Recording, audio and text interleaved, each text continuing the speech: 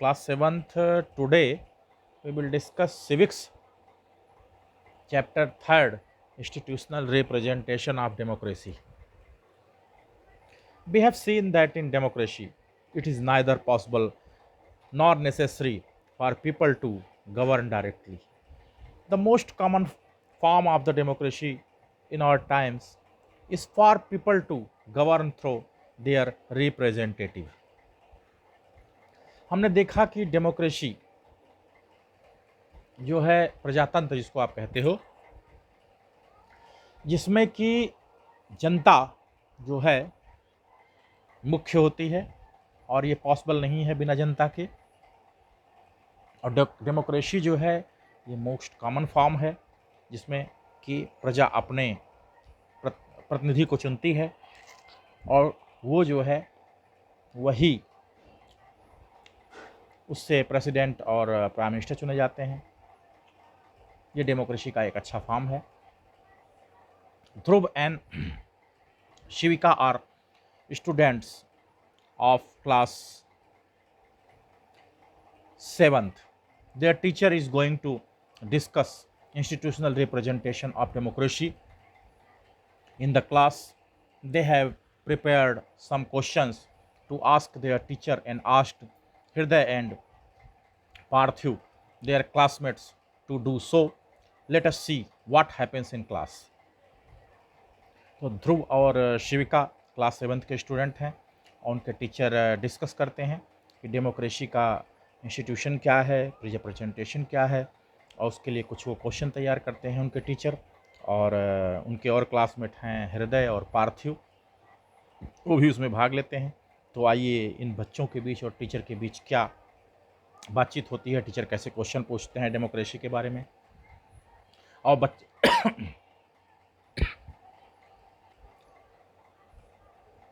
तो बच्चे उसका कैसे जवाब देते हैं। Teacher: children, today we will discuss about various institution of our government and their parts.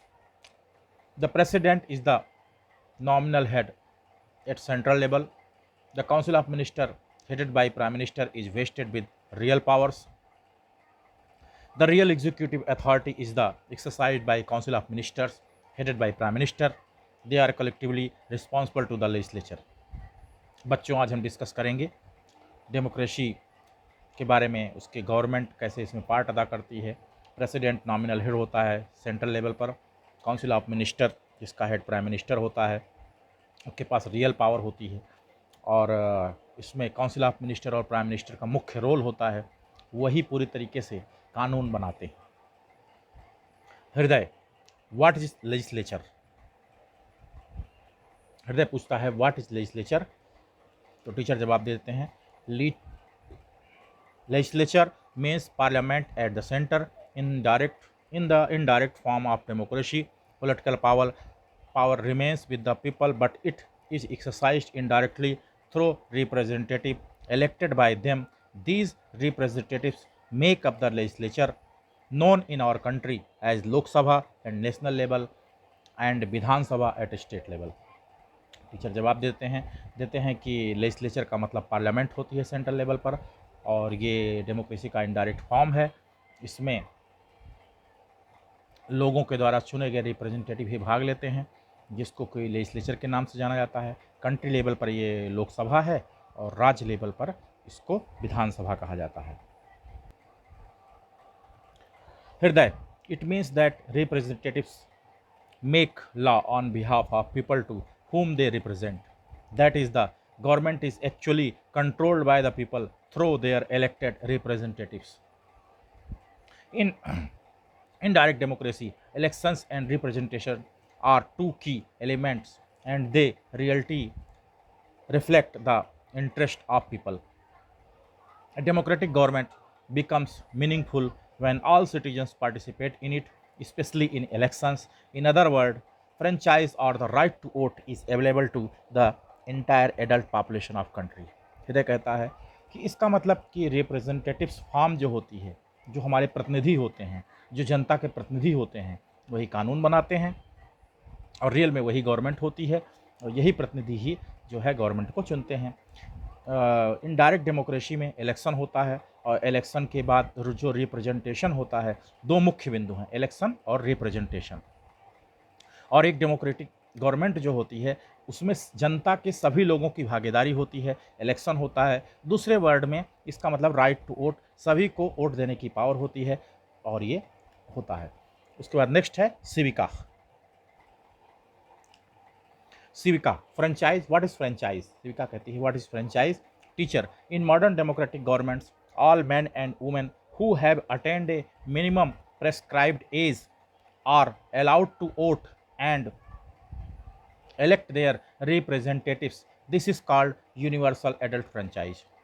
Teacher जवाब देते हैं कि आज की मॉडर्न डेमोक्रेसी में सभी पुरुष और स्त्रियां जिनको वोट देने की पावर है, जो अपने प्रतिनिधि को चुनते हैं, यही प्रतिनिधि होते हैं और जिसको सभी को वोट देने की पावर है, यूनिवर्सल एडल्ट फ्रेंचाइज है। Shivika, in India universal adult franchise is the basis of representation at all the level. All Indian citizens who have attained the age of 18 years have right to vote. Civica कहती है कि भारत में इसका मतलब कि जो लोग भी 18 साल के ऊपर के हैं उन्हीं को ही वोट देने की पावर है और वही लोग अपना वोट दे करके अपने प्रतिनिधि को चुनते हैं।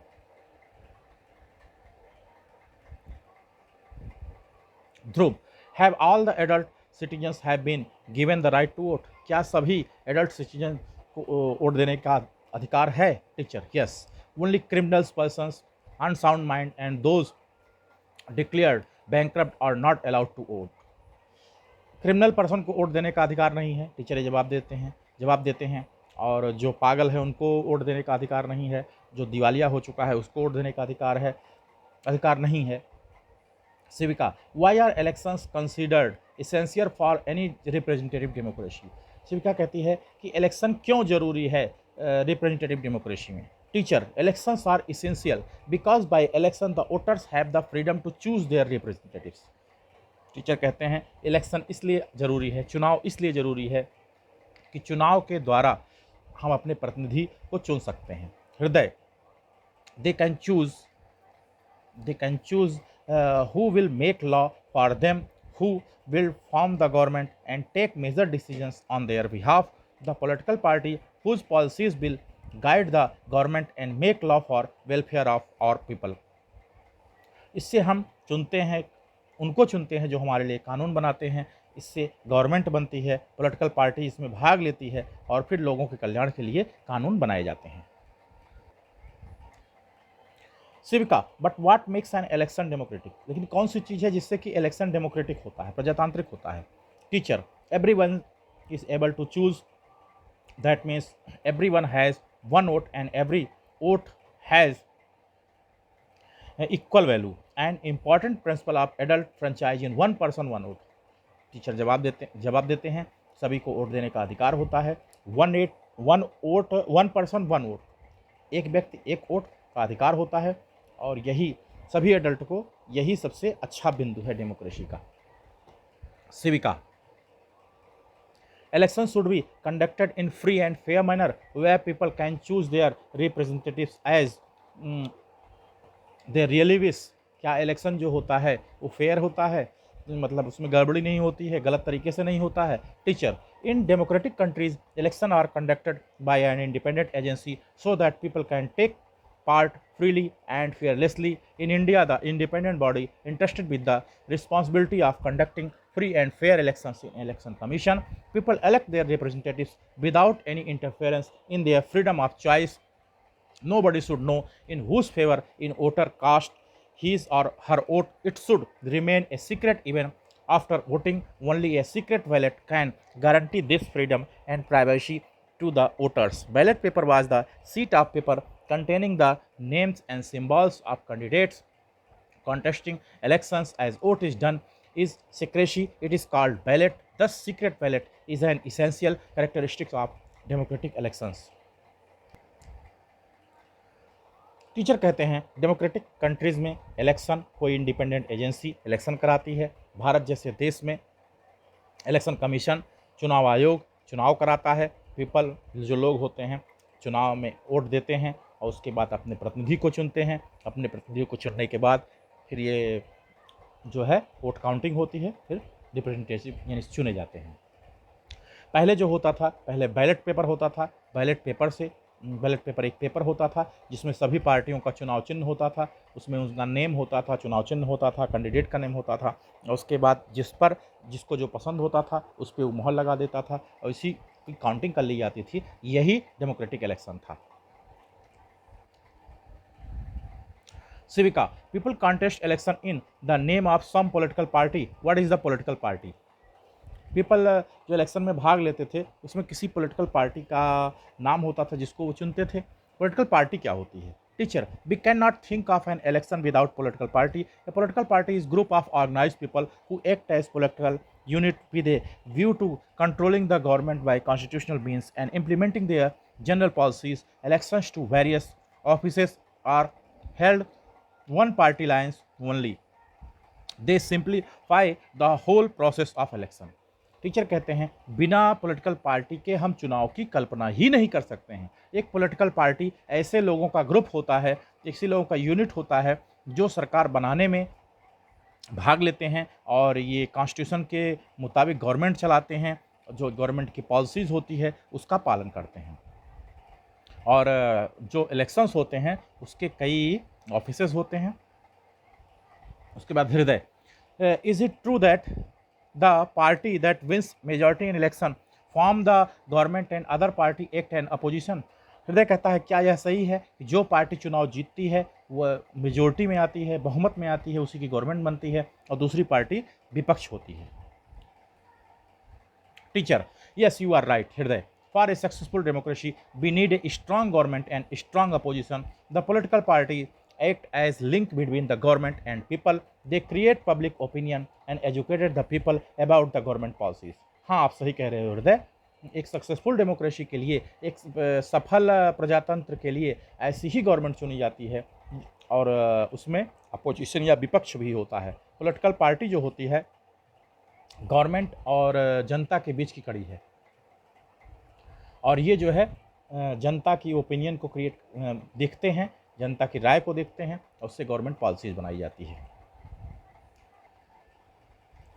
शिविका, please explain clearly the difference between the national parties and regional parties. Shivika कहती है कि आप बताइए हमें कि नेशनल पार्टी क्या होती है, रीजनल पार्टी क्या होती है?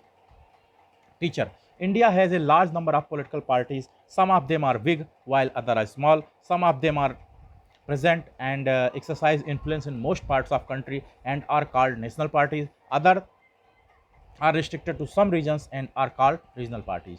इंडिया एक बहुत बड़ा देश है, यहाँ का बहुत सारी पॉलिटिकल पार्टीज होती हैं और कुछ छोटी होती हैं, कुछ बड़ी होती हैं, कुछ जो है तुरंत में रहती हैं और कुछ जो बड़े पैमाने पर जिनका प्रभाव पूरे देश में होता है उसको नेशनल पार्टी कहा जाता है और जिनका प्रभाव एक एरिया में होता है उनको रीजनल पार्टी कहा जाता है।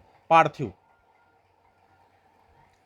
What is our system of elections? Election का सिस्टम हमारे यहाँ कैसा है? Hriday, can we say that Indian elections are democratic? क्या हम ये कह सकते हैं कि भारत का जो चुनाव होता है वो प्रजातांत्रिक है?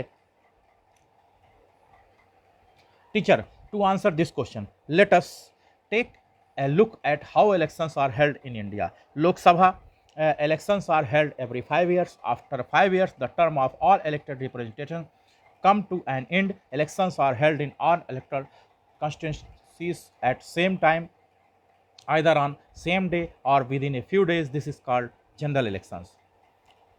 इस क्वेश्चन का आंसर देते हैं टीचर कि हमारे इंडिया में इलेक्शन होता है हर 5 साल के बाद। लोकसभा का कार्यकाल पूरा होता है, 5 साल के कार्यकाल पूरा होने के बाद इलेक्शन होते हैं और हर कॉन्स्टिट्यूंसी में इलेक्शन होते हैं और जो पार्टी जीतती है वही जो है सरकार बनाती है।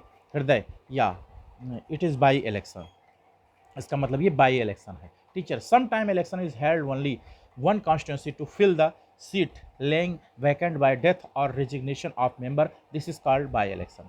कभी कभी ऐसा होता है कि एक कॉन्स्टिट्यूंसी में भी इलेक्शन होता है वहाँ पर किसी मेंबर की डेथ होने के बाद, तो इसको बाई इलेक्शन कहा जाता है। Parthiv, what are electoral constituencies?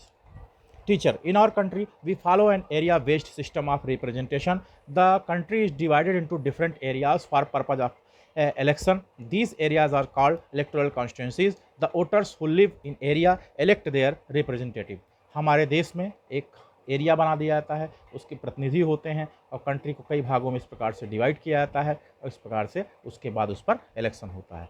Teacher, do you know we have a system of reserve constituency. So हमारे पास रिजर्व कॉन्स्टिट्यूंसी भी होती है. Parthiv, what are reserve constituency? Reserve constituency क्या है?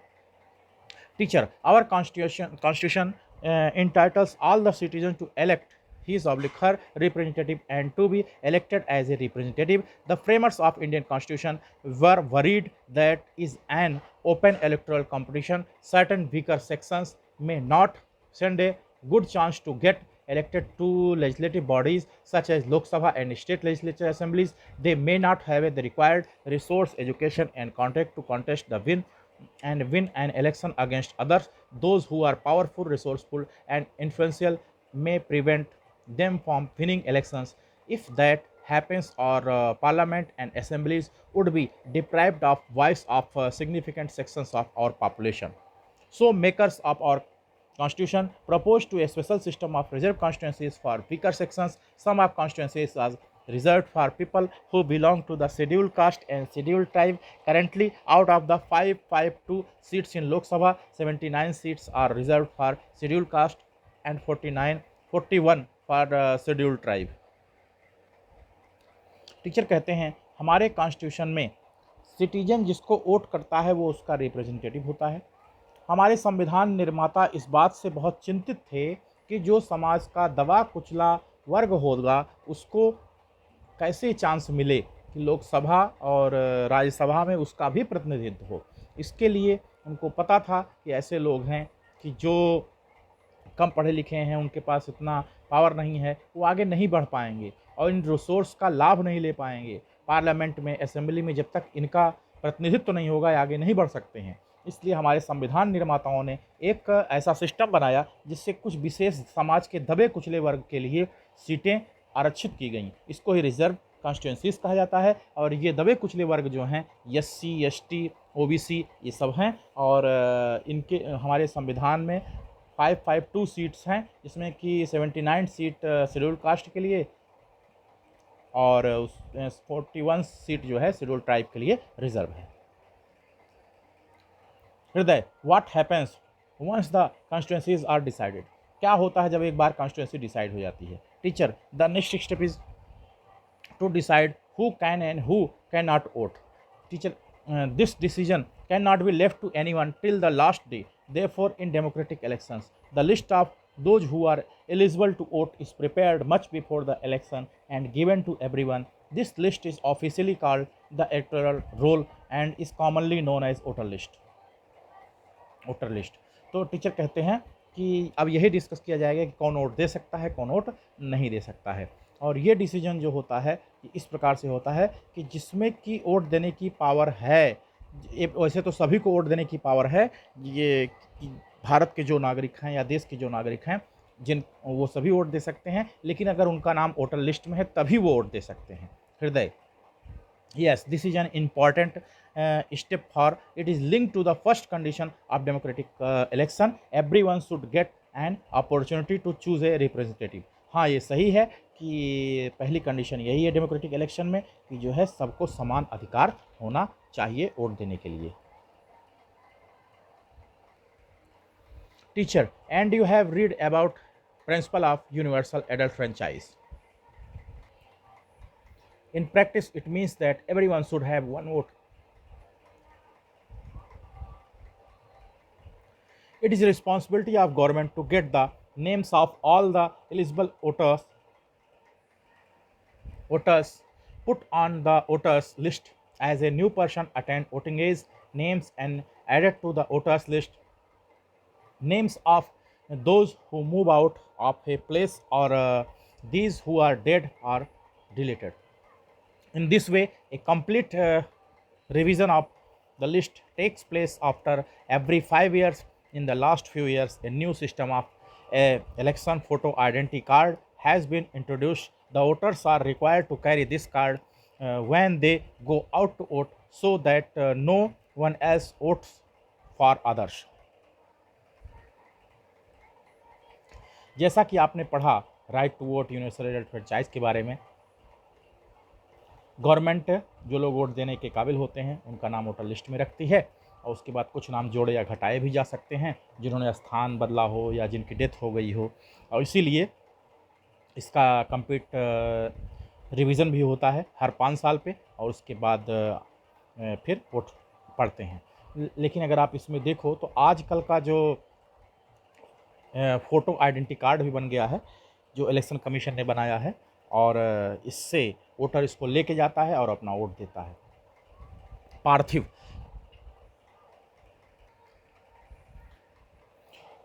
पार्थिव, that means in a democratic election people should have a real choice. This happens only when there are no restrictions on anyone to contest an election. इसका मतलब कि प्रजातांत्रिक election में सभी लोगों को अपने चॉइस करने का अधिकार होता है, अपनी पसंद के अनुसार से प्रतिनिधि चुनने का अधिकार होता है, उनके ऊपर कोई रिस्ट्रिक्शंस नहीं होता है। Hriday, how is this provided by our system? Anyone who can be voter can also become a candidate in elections. कैसे ये पॉसिबल है जिसमें कि वोटर अपने कैंडिडेट को चुन लेता है? Yes teacher, yes, the only difference is that in order to be candidate the minimum age is 25 years while it is only 18 years for being a voter. That means political parties nominate their candidate who get the party symbol and support. Nomination filled by one candidate on the ticket of a political party is called a party ticket. Every person who wishes to contest an election has to fill a nomination form and make a security deposit, and every candidate has to make legal declaration giving full details like serious criminal cases pending against the candidate, if any. Second, the details of assessed and liabilities of the candidate, educational qualification of candidate. This information has to be made public. This provides an opportunity to the voters to make their decision on the basis of the information provided by the candidates. हाँ, ऐसा होता है कि जो लोग election लड़ते हैं उनकी एज 25 ईयर होती है, जो वोट देते हैं उनकी एज 18 ईयर होती है, और हर पॉलिटिकल पार्टी अपना कैंडिडेट बताती है और साथ में उसका चुनाव चिन्ह होता है। फिर नॉमिनेशन फॉर्म भरा जाता है, पार्टी उसके लिए मतलब हर कैंडिडेट को एक टिकट भी देती है जिसको कि पार्टी टिकट कहा जाता है, और जो भी इलेक्शन लड़ना चाहता है वो नॉमिनेशन फॉर्म भरता है, सिक्योरिटी डिपॉजिट भरता है, और उसके बाद अपनी फुल डिटेल देता है जिसमें कि उसके खिलाफ कोई क्रिमिनल केस ना चल रहा हो, और उसके ऊपर लायबिलिटीज़ कितनी है, उसकी क्वालिफिकेशन कितना है, ये सब इन्फॉर्मेशन देने के बाद फिर वो जो है इलेक्शन वो जो है लड़ता है इलेक्शन, और उसके बाद वोटर्स उसको वोट देते हैं। Parthiv, what we understand is that the main purpose of election is to give people a chance to choose the representative, the government and the policies they prefer. हम इससे क्या समझ रहे हैं? इलेक्शन का मेन पर्पज है कि लोग अपनी इच्छा से अपने प्रतिनिधि को चुन सकें जिससे कि गवर्नमेंट बन सके। Hriday, therefore it is necessary to have a free and open discussion about who is better representative.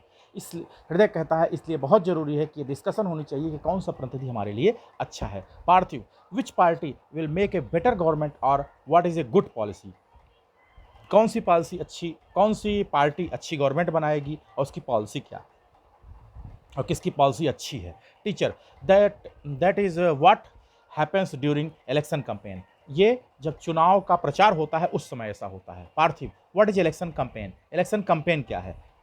Teacher, yes, in our country election campaign take place for a 2-week period between the announcement of final list of candidates and the date of polling. During this period the candidate contact their voters, political leaders, address election meetings, and political parties mobilize their supporters. This is also period when newspapers and television news are full of election related stories, debates and discussion. That means in election campaign political party try to focus public attention on certain big issues. They want to attract the public to those issues and get them to vote for their party. In a democracy, although it is best to leave political parties and candidates free to conduct their election campaign, at sometimes it becomes necessary to regulate campaigns to ensure that every political party and candidates get a fair and equal chance to compete according to an election law.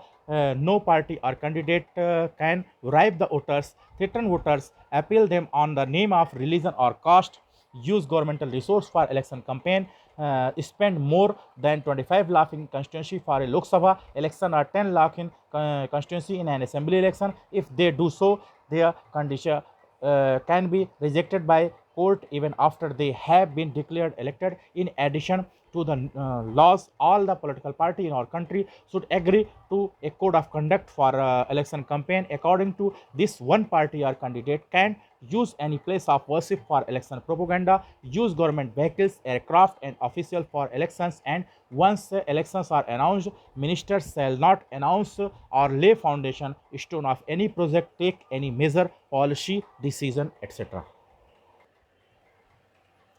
Teacher कहता है हाँ, हमारी country में चुनाव प्रचार भी होता है। 2 हफ्ते, 1 हफ्ते, 1 हफ्ते 2 हफ्ते इसका प्रचार होता है।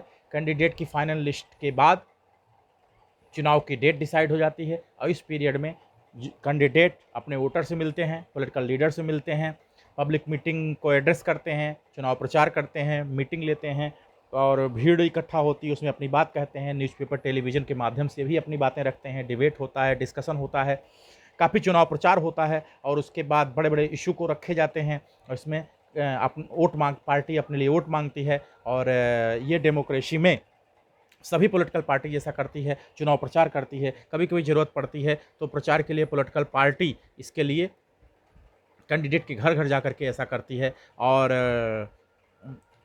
इसमें ये होता है कि इलेक्शन कमीशन ये कहता है कि ये चीज़ें नहीं करना चाहिए। कैसा? वोटर्स को ब्राइब, कोई घूस देना नहीं चाहिए वोट देने के लिए, थ्रेटन वोटर्स, वोटर को धमकी नहीं देनी चाहिए और कास्ट और रिलीजन के बेस पे वोट नहीं मांगना चाहिए। साथ में गवर्नमेंट रिसोर्स का यूज नहीं करना चाहिए चुनाव प्रचार में। 25 लाख से ज़्यादा खर्चा लोकसभा में नहीं कर सकता है, 10 लाख से ज़्यादा विधानसभा में नहीं कर सकता है और कैंडिडेट जो इस प्रकार की हरकतें करता है उसको उसका रद्द कर दिया जाता है, उसका कंडीशन रद्द कर दिया जाता है, उसको फिर इलेक्शन लड़ने की परमिशन नहीं होती है और पॉलिटिकल पार्टीज़ इस पे सहमत होती है कि अगर कोई ऐसा गड़बड़ करेगा तो उसके खिलाफ कोड ऑफ कंडक्ट लगा दिया जाएगा और इलेक्शन चुनाव का प्रचार होता है। गवर्नमेंट व्हीकल्स यानी कि सरकारी कार और सरकारी हवाई जहाज़ इस सब का प्रयोग नहीं कर सकते हैं और एक बार इलेक्शन अनाउंस हो जाने के बाद मिनिस्टर कोई अपनी योजनाएं नहीं लागू कर सकते हैं। पॉलिटिकल पॉलिसीज़ भी जो डिसीजन लिए जाते हैं वो डिसीजन भी उस समय इलेक्शन के टाइम में नहीं कर सकते हैं।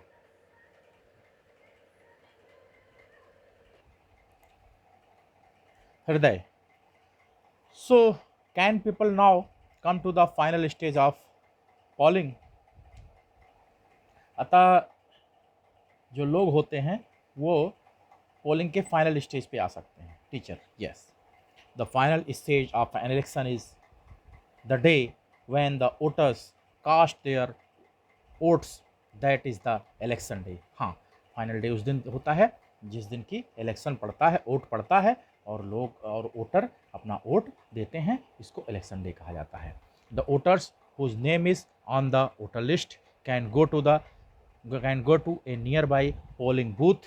Once the voter goes inside the booth, the election officials identify him or her, put a marks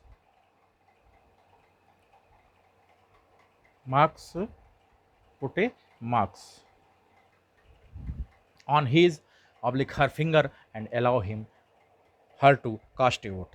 voter उसके बाद वोटर लिस्ट में अपना नाम ढूंढता है, पोलिंग बूथ पे जाता है और वहाँ पर जाकर पोलिंग बूथ में इलेक्शन ऑफिसर्स होते हैं, वो उसकी उंगली पर एक मार्क लगाते हैं और उसके बाद उससे वो वोट देते हैं। Dhruv, do you know that earlier voters used to indicate who they wanted to vote for by stamping the ballot paper?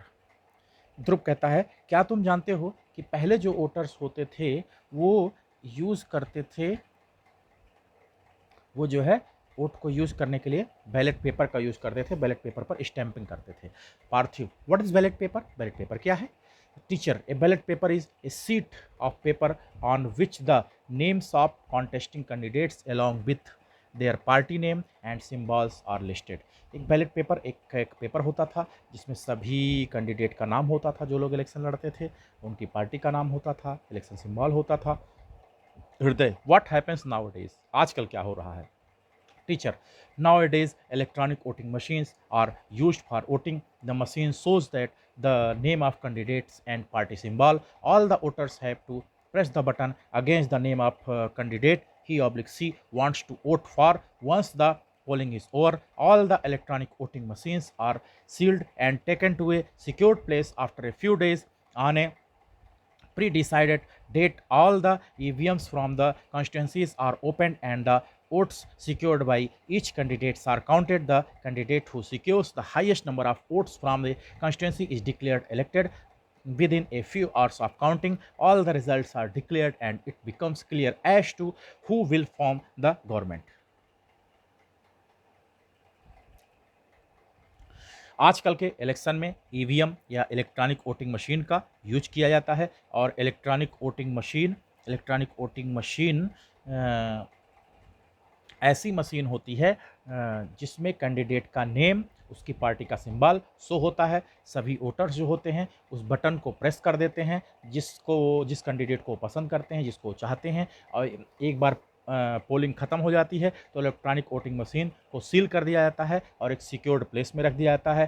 कुछ दिन बाद पहले से डिसाइड डेट को ईवीएम को खोला जाता है और उसकी काउंटिंग की जाती है। जो सबसे ज़्यादा वोट पाता है वही विजयी घोषित कर दिया जाता है और काउंटिंग इसमें बहुत जल्दी हो जाती है, इसलिए ईवीएम का यूज किया जा रहा है।